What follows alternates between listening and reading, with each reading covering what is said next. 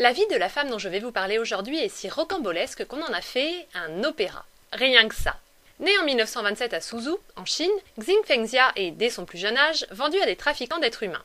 Vous allez me dire que cette histoire ne commence pas très bien, mais premièrement, Fengxia va en voir d'autres, et deuxièmement, ses propriétaires la forment au théâtre, à la danse et au chant. Ça aurait pu être pire. Dans les années 30, le monde du spectacle chinois est contrôlé par la mafia, et les acteurs sont des employés un peu forcés de différents clans. Xin Fengxia devient donc chanteuse d'opéra et en 1949, elle s'installe à Pékin. La jeune femme est rapidement très populaire grâce à ses rôles dans Le mariage de la petite Éreille et Liu Qiaoer. En 1951, Lao Che, un écrivain fan de Xin, la présente à un de ses amis, le dramaturge Wu Xuguang. Et là, c'est le coup de foudre. Xin et Wu se marient quelques mois après leur rencontre, malgré leurs différences sociales et culturelles. Le jeune homme apprend à son épouse à lire et à écrire, et Fengxia étudie également la peinture avec Qi Baishi. Tout se passe bien jusqu'en 1957, époque à laquelle le contexte politique chinois est compliqué.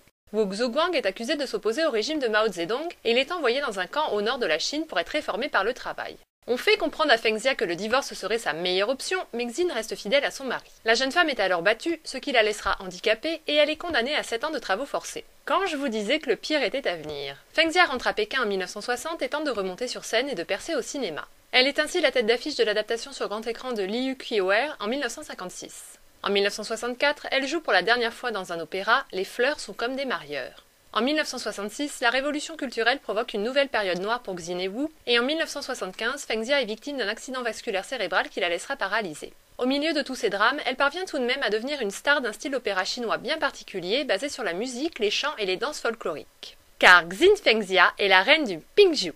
Créé dans les années 1910 dans le nord du pays, l'opéra Pingzhu devient rapidement très populaire du fait de sa dramaturgie et de ses histoires romantiques. L'amour indestructible de Xin et Wu deviendra d'ailleurs un opéra en 2014. Après avoir quitté la scène, Fengxia forme des artistes au Pingzhu, peint avec une prédilection pour la flore et écrit. En 1975, le couple sera finalement réhabilité politiquement.